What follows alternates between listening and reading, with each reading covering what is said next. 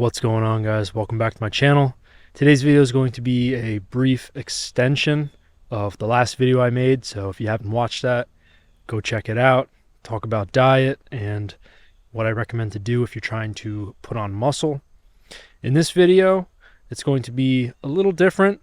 Going to touch on a few of the same subjects, but I'm also going to give you probably my best tips that I could give anybody when it comes to starting a diet, or let's say you're just, again, trying to build muscle or lose weight. I think these tips are going to help you out regardless of which category you fall under. So let's get right into it. Now, the first tip I will go over is going to be no snacking. I never snack, and this has helped me for the past 5 years stay lean and also continue to build muscle. And I'll explain how I do that.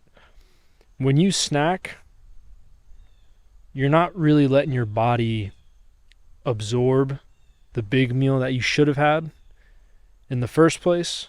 I'll just throw out an example right now. For breakfast, let's say you have, I don't know, a lot of guys like doing egg whites or whatever. They're scared of the yolks in eggs because, cholesterol's bad for you. So they'll have egg whites and maybe some yogurt, Greek yogurt, maybe some fruit, and that'll be it. That'll be their breakfast. Maybe some protein powder they'll mix in with something. And they're hungry an hour or 2 hours later. I'll say this right now. I'll say it once.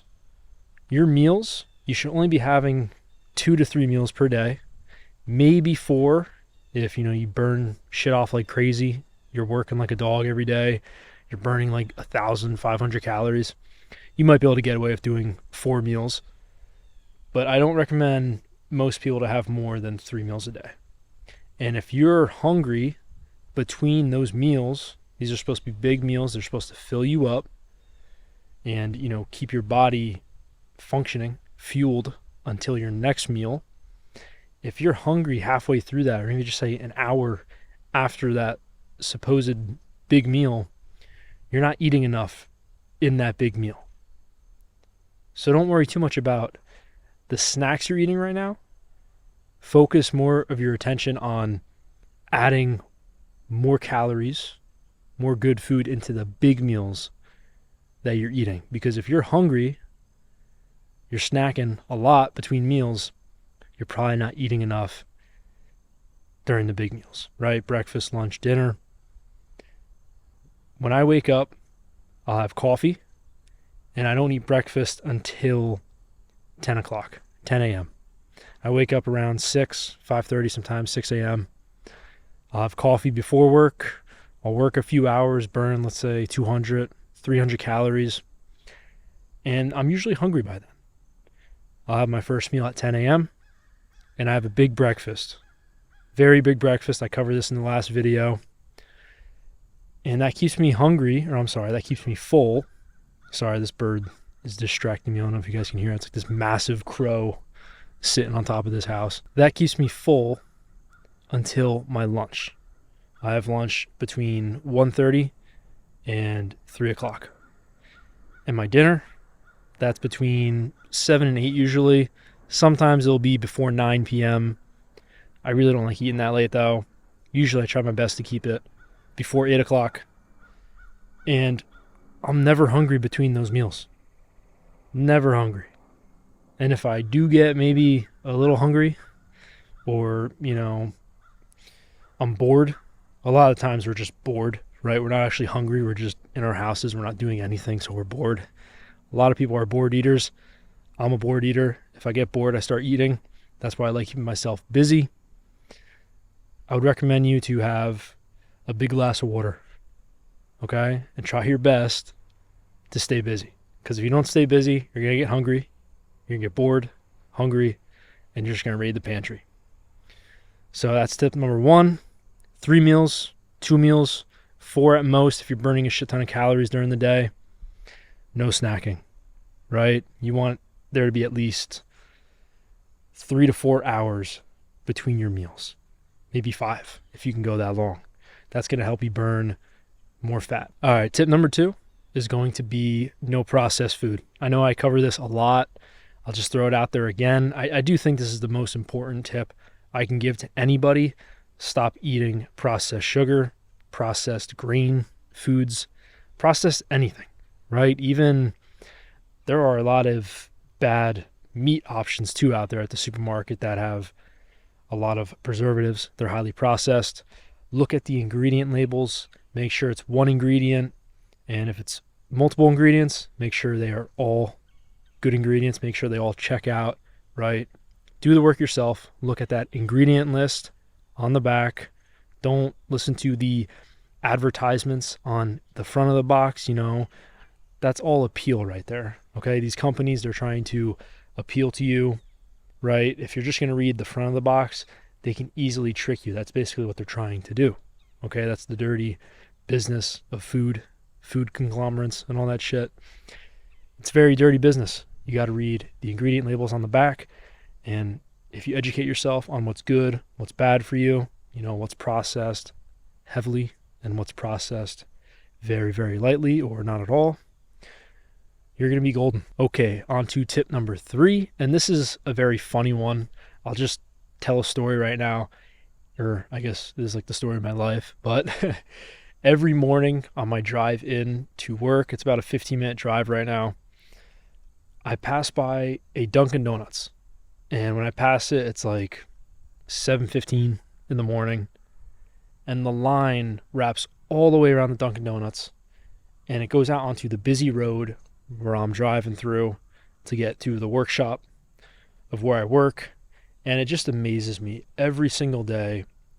All these people line up before work, sit in this line for God knows how long, and wait for their $6, $7 large iced coffee, or $4, $5, I think, large black coffee. That's how expensive shit is here in New Jersey. You might be different if you're in another state, but it still boggles my mind every single day. People just wait in these lines, and they're just wasting time and money. They're paying all this money for coffee, and if they're getting the iced coffee, it's got all this processed sugar in it. You got to stay away from that shit. If you're one of those people, I'm not making fun of you. I'm just saying you're going to be better off making your coffee at home. That way you save time, you save money, a lot of money, and you can get around all that processed crap. Another tip is going to be to learn how to cook your own meals. And this is going to be more for the people that are trying to lose some weight. They're really trying to control what their body is taking in and day out. And if you're working, get thermoses for your food. I use these black Hydro Flask thermoses. I used to use them. I haven't used them in a while because everything's just hectic right now. But I used to pack either leftovers from my dinner the night before, let's say like chicken marsala with white rice. There'd always be a few chicken breasts left over, and I chop them up in the morning, heat them up real quick, put them in that thermos, and the thermos would keep them hot until about 3 o'clock, or at least keep them decently warm, still edible to eat. And again, this is for those people that are trying to lose some weight. You're trying to control everything that's going into your body. I would highly recommend it. It helped me a lot when I was trying to cut down a little bit before the summer started. Now I'm kind of in a surplus stage, so I'm just eating takeout, but I'm still staying away from anything fried and anything high in processed sugar. And this leads me to my next tip, which is exactly that. Stay away from anything fried or high in processed sugar. All your Entenmann donuts, Entenmann cookies, Twinkies, bags of chips, Doritos, all this crap. It's like when you go to a supermarket, there's one aisle and it's got all the shit in it. All the bullshit. Stay away from that aisle, right? Go to where the meats are, the eggs, the dairy, even though eggs aren't dairy, but eggs are usually by dairy products in supermarkets. Go to that location in your supermarket where the meats are, white rice, that's also good for you. All that stuff. Really good stuff. Learn how to cook that, package it up, Add it into your meal plan. Stay away from all that bullshit. And again, these companies, they try to trick you on the front of the boxes or the packages. They always try to trick you. Always read the ingredient label. And now for my last tip. This might come as a shock to some of you, but take one meal from one day out of the week, every single week, and enjoy yourself. Maybe get a cheeseburger with french fries, and then after it, a dessert or something. Go out with your family. Enjoy one meal a week. Maybe call it a cheat meal. I know that's what the fitness space always wants to call it. I call it just enjoying yourself. Going out with people you love to be around. Have a meal that you probably shouldn't be having, but you love it. Really learn to enjoy those moments with your family, your loved ones, your friends. Maybe have a beer or two. Enjoy yourself. Okay? Life is short. I know a lot of this stuff is bad for us, but every once in a while, what the hell? You gotta enjoy yourself. And again, I know this might come as a shock to you guys because most people are like, oh, you gotta stay strict. And obviously that depends on your goals, okay, for your diet. But I think it's good to, again, enjoy yourself every once in a while. But guys, that wraps up this video. I know it's a pretty brief one, and I'm in the bed of my truck right now trying to spice it up a little bit for you, get out of the hotel room. And yeah, I will catch you guys in the next one. As always, thank you for watching.